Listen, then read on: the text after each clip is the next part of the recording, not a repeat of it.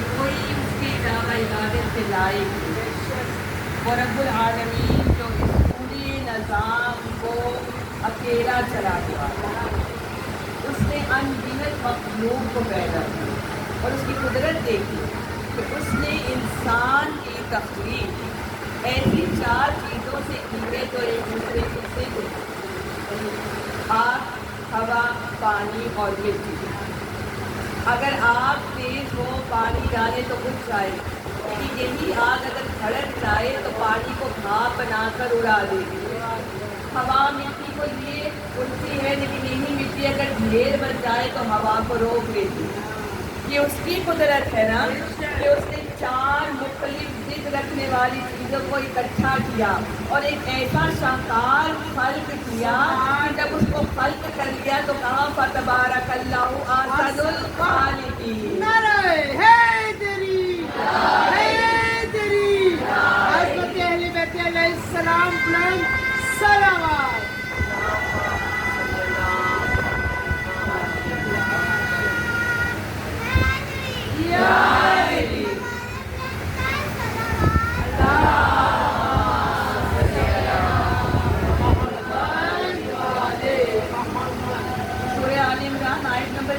خدا فرما رہا ہے هو الذی یصورکم فی الارحام کیف یشاء، اللہ جیسے چاہتا ہے ماں کے رحم میں تمہاری صورت بنا دیتا ہے، ایسے ہی نا جیسے چاہتا ہے لڑکا لڑکی بڑا چھوٹا جس طرح کی صورت چاہے جس طرح کی قسامت چاہے وہ بنا دیتا ہے، کوئی اور اس پہ قادر ہرگز نہیں ہے۔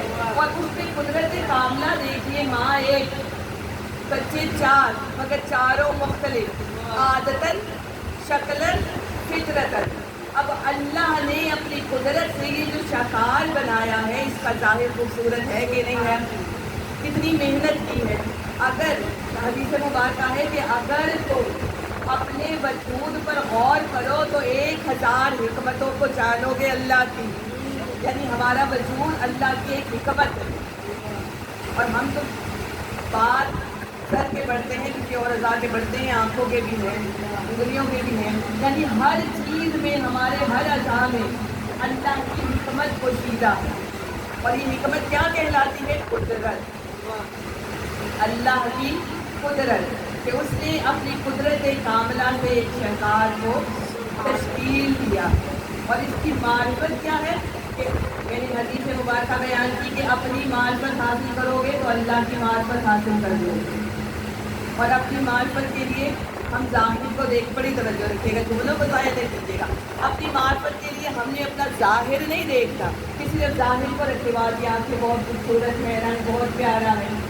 اللہ نے بے شک ظاہر اتنا خوبصورت بنایا، تو کیا یہ ممکن ہے کہ اتنا خوبصورت ظاہر بنانے والا آپ کی فطرت کو یا باطن کو برا بنائے گا؟ کیا اس کی دلیل دے سکتے ہیں؟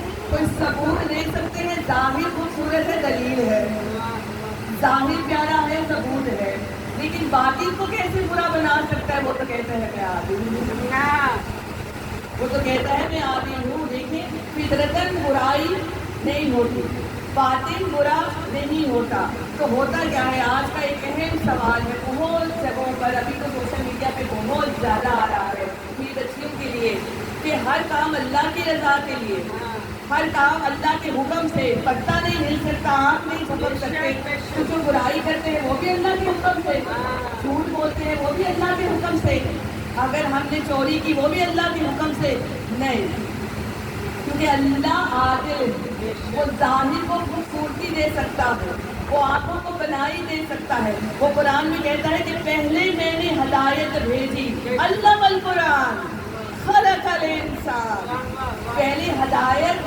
پہلے علم، پہلے شعور، پھر خلقت۔ تو جو شعور اور ہدایت دینے والا ہے وہ برائی کو کیسے پیدا کرے گا؟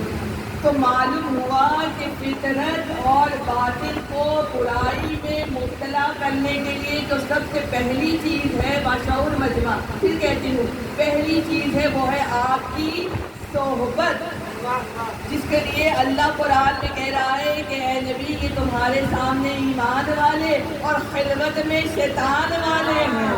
اور خلوت کیا ہوتی ہے؟ صحبت ہوتی ہے۔ تو اپنے باطن کو اپنی خلوتوں میں ڈھونڈو. میرے مولا امام زمانہ کا فرمان ہے کہ میں تمہاری خلوتوں کے بارے میں تم سے سب سے پہلے سوال کروں گا. تو یعنی معلوم ہوا کہ جو ہماری بات ہے خلوت کہتے کسی بچیوں کے لیے تنہائی. جب آپ اکیلے ہوتے ہیں نا, جب آپ کے ساتھ کوئی نہیں ہوتا, تو اس وقت کو خلوت کہتے ہیں. اور اس وقت جو ہمارے ساتھ ہوتا ہے اسے خدا کہتے ہیں. اس وقت جو ہمارے ساتھ ہوتا ہے اسے خدا کہتے ہیں. اور امام موسیٰ کاظم علیہ السلام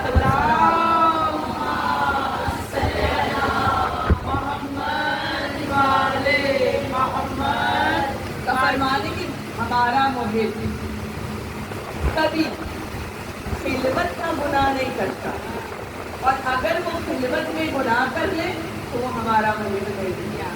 اور ہم خلوت میں کرتے ہیں, ہم کہتے ہیں غیبت کر دی, حسد کر دیا, پلاننگ کر دی. حالانکہ اللہ نے تو بتا دیا ہے. جانتے کیا بتایا؟ دیکھیے میں نے کہا کہ ہر چیز کو قرآن, اگر ہم اپنی زندگی سے قرآن نکال دیں گے نا کچھ نہیں. اللہ ہر چیز قرآن میں کہہ رہا ہے. اللہ کیا کہہ رہا ہے کہ تم چالیں چل لو مگر اللہ خیر الماکرین. کہ تم کتنی مرضی پلاننگ کر لو خلوت میں, جو کر لو اللہ بہترین تدبیریں کرنے والا ہے. اس کی تدبیر جانتے ہو کیا ہے؟ تلواروں کے سائے میں محمد نکل گئے, علی سو گئے. اس نے کہا تم چالیں چلتے رہو اور میں تدبیریں کرتا رہتا ہوں. میری تدبیر یہ ہے کہ سوئے تو محمد سے, جاگے تو علی ہے. عظمت امیر المومنین علی علیہ السلام بلند صلوات.